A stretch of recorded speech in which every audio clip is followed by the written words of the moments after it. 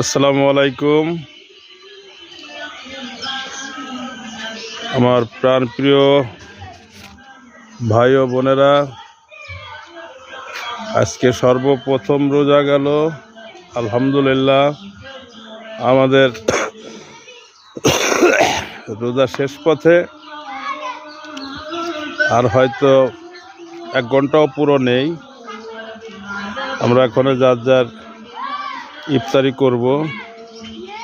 ইফতারি করার জন্য মসজিদে যাব। আমরা এখানে সকলেই মসজিদে ইফতার করি, তার কারণ গ্রামের ইফতারি সবাই একখানে বসে ইফতারি করা হয়।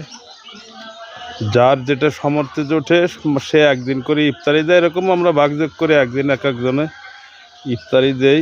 তো সকলে দোয়া করবেন। আর আমার গ্রাম বাংলার ইফতার পার্টিটা আজকের থেকে শুরু হবে। আমাদের এটার নাম দেওয়া হয়েছে গ্রাম বাংলার ইফতার পার্টি। সকলে ধন্যবাদ, ভালো থাকবেন, খুদা হাফেজ।